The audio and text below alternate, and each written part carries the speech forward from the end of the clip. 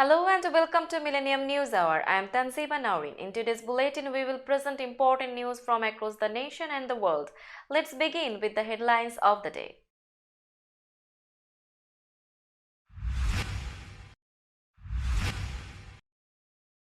January 6 panel shutting down after referring Trump for crimes.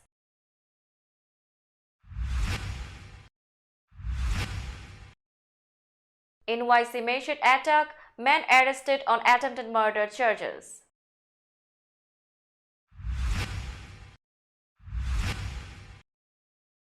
California braces for more storms following Saturday's flood.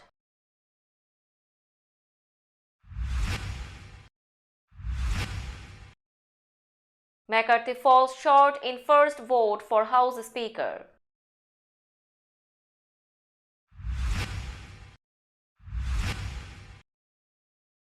Pennsylvania officer killed, second wounded, suspect shot dead.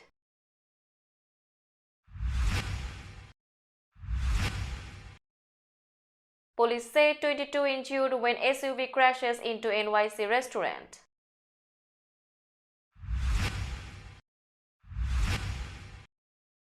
Four alive in miracle after car plunges off California cliff.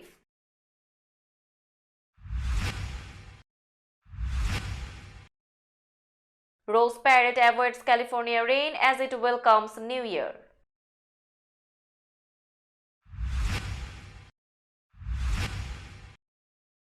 Six die in three-vehicle crash on Texas highway, authorities say.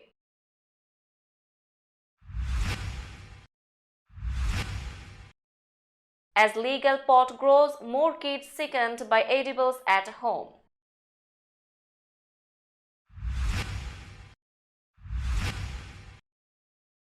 Pele buried at cemetery in Brazilian city he made famous.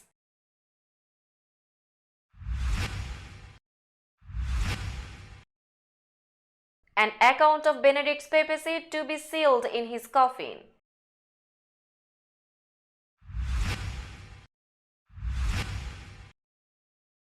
Beijing threatens response to unacceptable virus measures.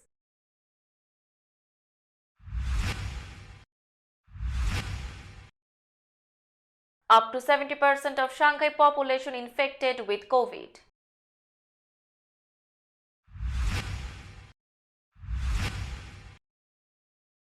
EU Beijing heading for collision over China's COVID crisis.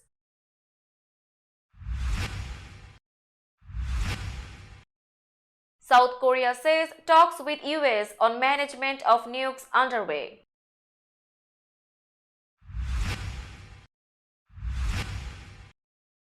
German doctor jailed for illegally issuing mask exemptions.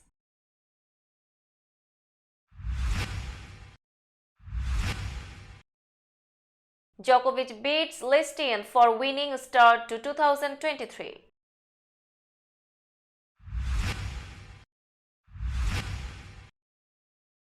Raducanu beats Weather to win first singles match of 2023.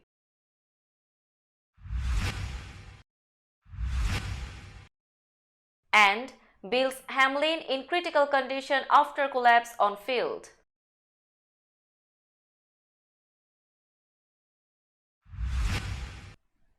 Now news in detail. The House January 6 committee is shutting down, having completed a whirlwind 18-month investigation of the 2021 Capitol insurrection and having sent its work to the Justice Department along with a recommendation for prosecuting former President Donald Trump. The committee's time officially ends Tuesday when the new Republican-led House is sworn in, with many of the committee's staff already departed. Remaining aides have spent the last 2 weeks releasing many of the panel's materials, including its 814-page final report, about 200 transcripts of witness interviews, and documents used to support its conclusions. Lawmakers said they wanted to make their work public to underscore the seriousness of the attack and Trump's multi-pronged effort to try to overturn the election. Some of the committee's work, such as videotape of hundreds of witness interviews, will not be made public immediately. The committee is sending those videos and some other committee records to the National Archives, which by law would make them available in 50 years. Members of the committee said they didn't release that videotape now because it would have been too difficult to edit it and redact sensitive information.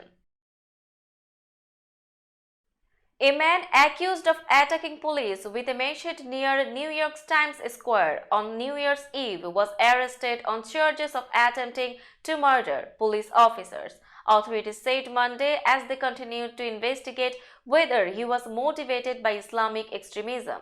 Trevor Bickford, 19 years old, also faces attempted assault charges from the attack that injured two officers at the edge of the high-security zone where throngs of New Year's revelers were gathered, the New York Police Department said in a news release.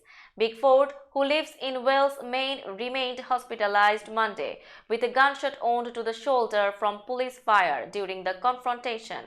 He was awaiting arraignment and it wasn't immediately clear if he had a lawyer who could speak to the allegations. A law enforcement official familiar with the matter told the AP News on Sunday that investigators believe Bickford traveled to New York City earlier in the week. They are examining whether he made the trip specifically to attack police at the Times Square festivities, the official said. Northern California residents are bracing for another round of powerful storms this week after flooding from a New Year's Eve deluge killed one person, prompted the evacuation of more than 1,000 inmates in a county jail and washed away a section of a levee system that protects mostly rural farmland. In South Sacramento County, crews rushed to repair a 200-foot section of a roughly 34-mile levee system along the Cosumnes River that protects just over 53 square miles square of mostly vineyards and cattle ranches. Crews hope to finish repairs before the next storm is forecasted to hit on Wednesday. If they can't, they will seal whatever progress they have made with plastic and sandbags and hope for the best. A weather phenomenon known as an atmospheric river dumped up to 5 inches of rain in the Sacramento region and up to a foot of snow in the mountains on Saturday, said Eric Kurth, a meteorologist with the National Weather Service. More rain was expected to move into the area Monday night. Another powerful system is expected Wednesday and Thursday that could bring up to 3.5 inches of rain in the Sacramento Valley and up to 3 feet of snow in the mountains, along with wind gusts of up to 50 miles per hour.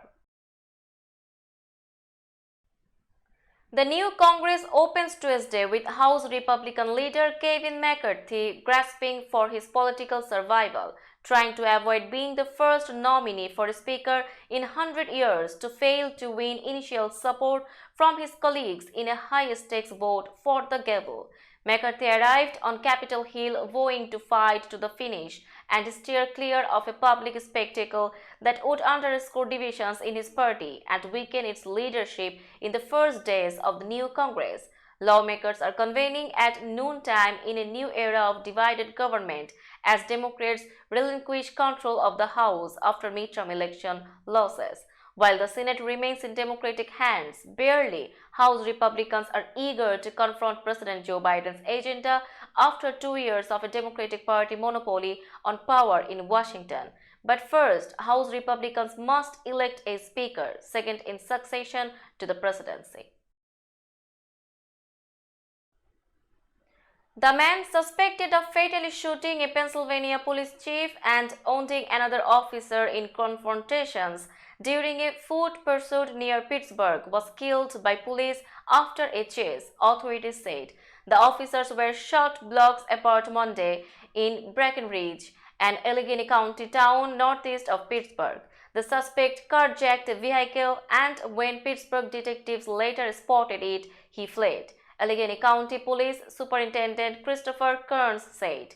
The suspect crashed the vehicle after a car chase, ran into a wooded area and then toward a housing development and fired at the pursuing detectives, who returned fire and killed him Monday evening, Kearns said. State Attorney General Josh Shapiro, the governor-elect, identified the slain officer in a tweet as Breckenridge Police Chief Justin McIntyre, saying he ran towards danger to keep Pennsylvanians safe and he made the ultimate sacrifice in service to community. Police say the second officer was wounded in the leg and is expected to survive. Authorities had identified the suspect as Aaron Lemon Swan, 28 years old, of the nearby city of Duquesne. Kearns told reporters that Swan had been sought for a parole violation involving a weapons charge. Allegheny County Police will investigate the shooting of the suspect, Kearns said. A hit-and-run driver rear-ended a sport utility vehicle and sent it crashing into a New York City restaurant, injuring 22 people, police said Tuesday. The crash happened at about 9 p.m. Monday in Upper Manhattan, a police spokesperson said. A white Audi exited a gas station and struck the rear of a Toyota sport utility vehicle, causing the SUV's driver to lose control of the vehicle, police said. The SUV mounted the curb and crashed into the front window of the Inwood Bar and Grill, police said. A total of 22 people were injured in the collision, police said, mostly by flying glass. 19 people were taken to hospitals and the remaining 3 declined medical attention. Police said none of the injuries were life-threatening. The Audi's driver fled the scene and was being sought Tuesday. A 4-year-old girl, a 9-year-old boy, and 2 adults survived Monday after their car plunged off a Northern California cliff along the Pacific Coast Highway near an area known as Devil's Slide that's known for fatal wrecks, officials said. The Tesla sedan plummeted more than 250 feet from the highway and crashed into a rocky outcropping. It appears to have flipped a few times before landing on its wheels, wedged against the cliff just feet from the surf. According to Brian Pottinger, a battalion chief for Coastside Fire Protection District, crashes along Devil's Slide, a steep, rocky and winding coastal area about 15 miles south of San Francisco that's between Pacifica and Montara, rarely end with survivors. On Monday, the victims were initially listed in critical condition, but all 4 were conscious and alert when rescuers arrived. We go there all the time for cars over the cliff and they never leave. This was an absolute miracle, Pottinger said.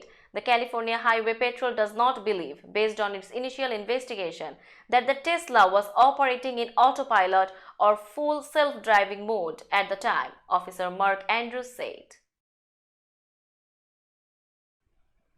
Flower-covered floats, marching bands and equestrian units celebrated the New Year on a chilly but dry Monday as the 134th Rose Parade slipped through a gap in California's siege of drenching storms.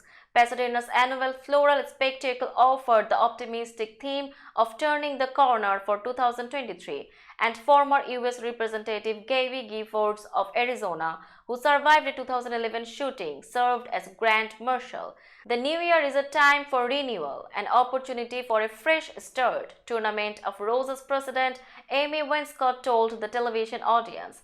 The parade, which by tradition is held on January 2 when New Year's Day falls on a Sunday, kicked off with the Los Angeles band Fits and the Tantrums performing Let Yourself Free and a crowd-pleasing flyby of 2 U.S. Air Force B-1B jets. Rain has rarely fallen on the parade, but this year it came close. Downpours pounded Southern California over the weekend, and rain returned Monday evening during the Rose Bowl college football game between Utah and Penn State. But earlier in the day, parade participants and thousands of spectators avoided a soaking. Marching bands came from across the US and around the world. A minivan trying to overtake a vehicle in a no-passing zone on a Texas highway crashed head-on into an SUV, which was then rear-ended by another vehicle, authorities said. 6 people died and 5 others were injured. The crash happened around 6:20 p.m. Friday near George West, about 60 miles northwest of Corpus Christi, said Sergeant Guadalupe Caceres of the Texas Department of Public Safety. It was a pretty drastic scene, Caceres said. The crash remained under investigation Monday, according to the Texas Department of Public Safety. But the department said in a news release that a minivan traveling south on US Highway 59 tried to pass in a no-passing zone and crashed head-on into the northbound SUV. A sedan then slammed into the back of the SUV. The vehicle that was being passed was not hit in the crash, Caceres said. The driver of the minivan, Veronica Lopez, 39 years old, of Houston, died at the scene, along with a juvenile passenger in the minivan, the department said. The driver of the SUV, Salvador Almeida Mendoza, of Ganado, Texas, was also killed, along with two passengers, Ilda Brenes Neves, 58 years old, and Honorio Lazo Navarro, 74 years old, both of Ganado. The sixth person killed was a passenger in the sedan whose name has not been released. The number of young kids, especially toddlers, who accidentally ate marijuana-laced treats rose sharply over 5 years as pot became legal in more places in the US, according to a study published Tuesday. More than 7,000 confirmed cases of kids younger than 6 eating marijuana edibles were reported to the nation's poison control centers between 2017 and 2021, climbing from about 200 to more than 3,000 per year. Nearly a quarter of the children wound up hospitalized, some seriously ill, according to a new analysis in the journal Pediatrics. And those are just the reported cases, said Dr. Mary Tweed, a medical toxicologist with the Southern Illinois School of Medicine, who led the study. Cases of kids eating pot products such as candies, chocolate, and cookies have coincided with more states allowing medical and recreational cannabis use. Currently, 37 US states permit use of marijuana for medical purposes and 21 states regulate adult recreational use. Tweet called for greater vigilance by parents and for more laws like those adopted by several states to make pot products, often packaged to look like kids' candies and snacks, less appealing and accessible to children. Now it's time for global updates.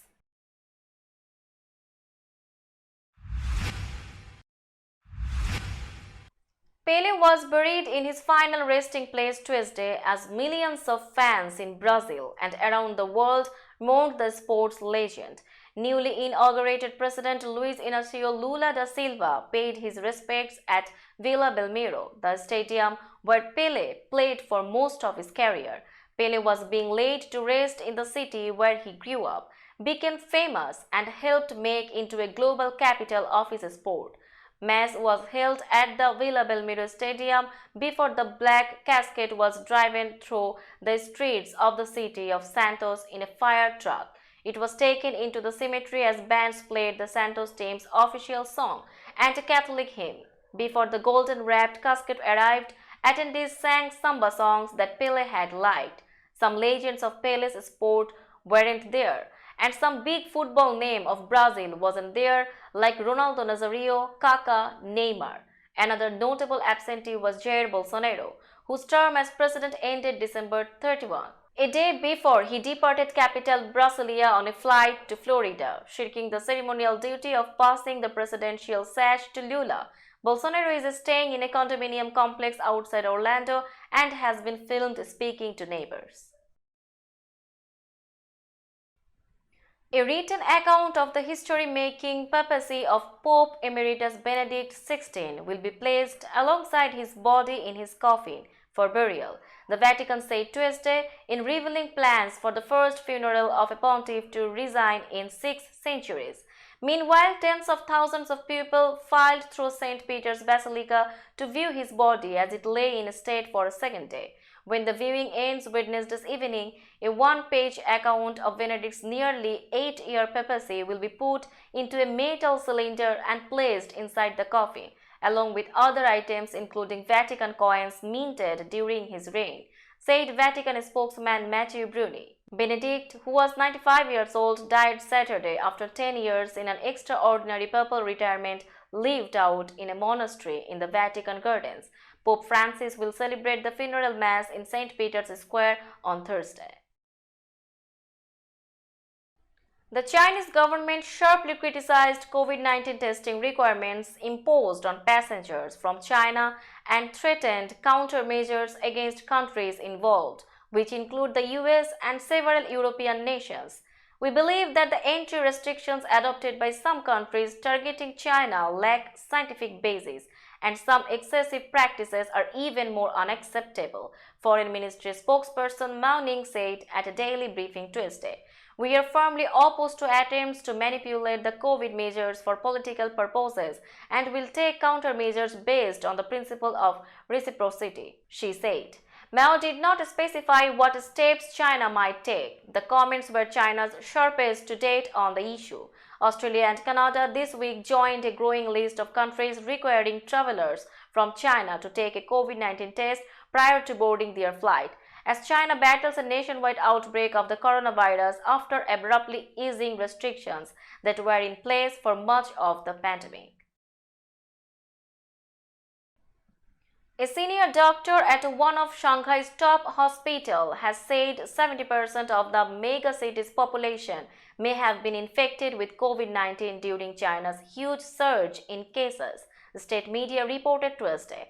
The steep rise in infections came after years of hardline restrictions were abruptly loosened last month with little warning or preparation, and quickly overwhelmed hospitals and crematoriums. Chen Ergen, vice president at Regin Hospital and a member of Shanghai's COVID expert advisory panel, estimated that the majority of the city's 25 million people may have been infected.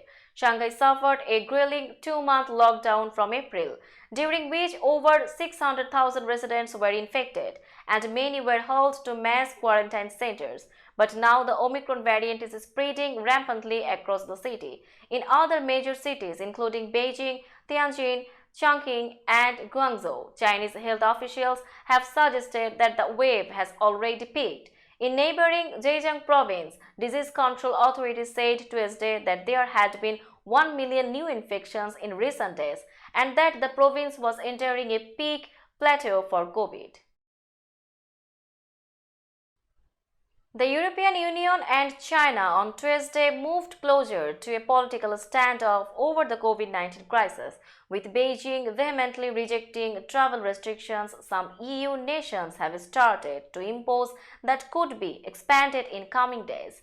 An EU offer to help, including vaccine donations, was also as good as slapped down, with Beijing insisting the situation was under control and medical provisions in adequate supply, government spokesperson Mao Ning said. And as the 27-nation bloc moved closer to imposing some sort of restrictions on travelers from China, Beijing threatened countermeasures. We are firmly opposed to attempts to manipulate the COVID measures for political purposes and will take countermeasures based on the principle of reciprocity, Mao said. Still, the EU seemed bent on taking some sort of joint action to ensure incoming passengers from China would not transmit any potential new variants to the continent.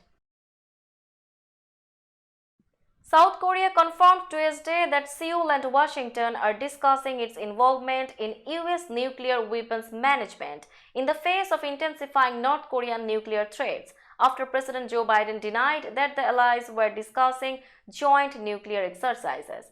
The purported difference came after North Korean leader Kim Jong-un entered the new year with a vow to mass-produce battlefield nuclear weapons targeting South Korea and introduce a more powerful intercontinental ballistic missile capable of striking the mainland US. Some experts say Kim would eventually aim to use his enlarged weapons arsenal to wrest outside concessions like sanctions relief.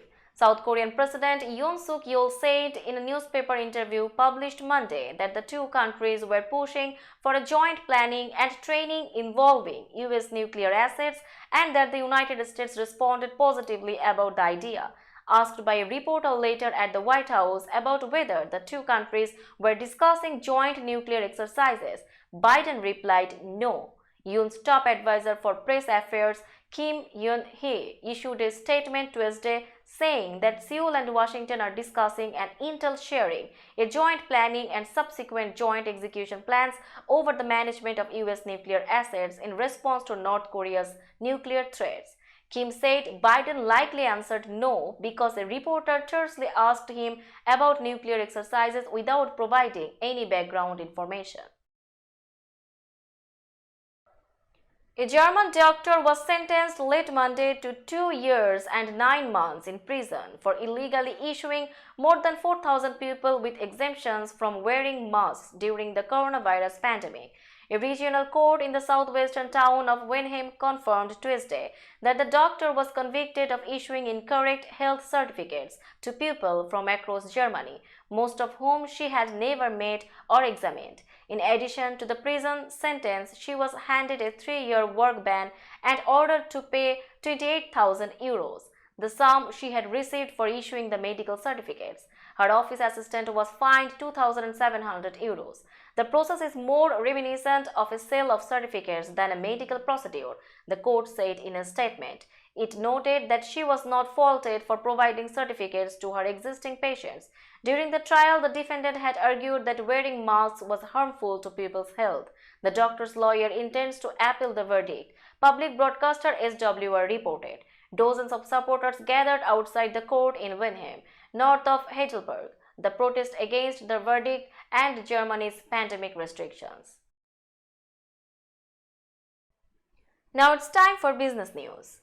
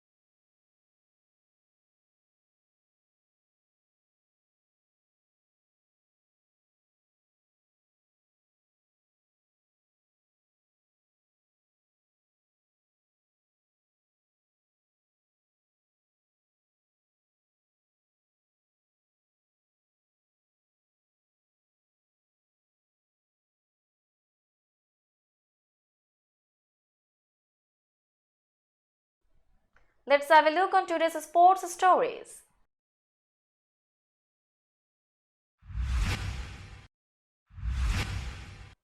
Novak Djokovic maintained his winning streak in singles matches in Australia, beating Constant Lestienne of France 6-3, 6-2 Tuesday in the first round of the Adelaide International. It was the top-seeded Djokovic's 30th straight singles victory on Australian soil in a streak that goes back to 2018. It was Djokovic's first singles match of the season after losing in doubles the previous day, and the win keeps him on course for a possible semi-final matchup in Adelaide against 7th-ranked Daniil Medvedev, who earlier beat Lorenzo Sonego of Italy 7-6, 2-1 when Sonego was forced to retire with a right arm injury. Djokovic, whose last loss in Australia was in the fourth round of the 2018 Australian Open, will face either Jordan Thompson of Australia or Quentin Halys of France for a place in the quarterfinals. Former US Open champion Emma Raducanu overcame wind and rain in a match which stretched over almost 4 hours to beat Linda Fruhvirtova 4-6, 6-4, 6-2 Tuesday in her first singles match of 2023 at the ASB Classic. The match was twice interrupted by rain, and the second delay in the deciding set forced the players from the court for almost an hour. Raducanu returned to take charge by immediately breaking the 17-year-old Fruhvirtova for a 2-0 lead and going on to serve for the match at 5-0. Favritova broke back for 5-1, then saved 4 match points on serve in a tenacious attempt to keep the contest alive. Raducanu fell behind 0-30 in her next service game but recovered with a series of big serves and finally secured the win.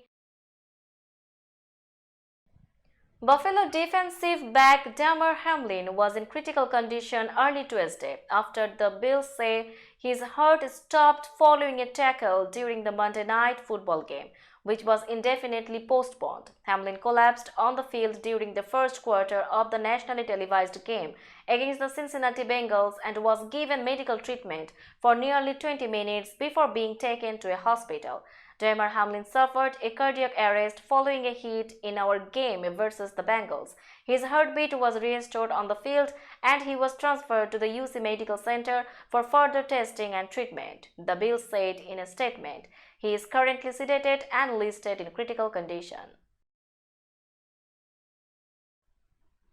Now let's have a look on today's weather forecast.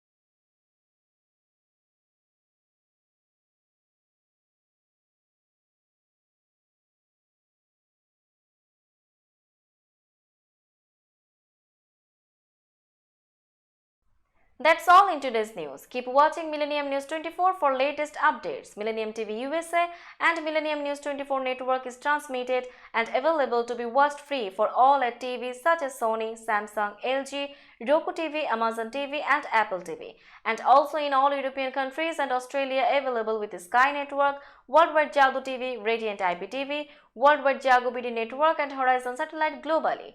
Stay connected with us for all types of informative and entertainment programs. Thank you.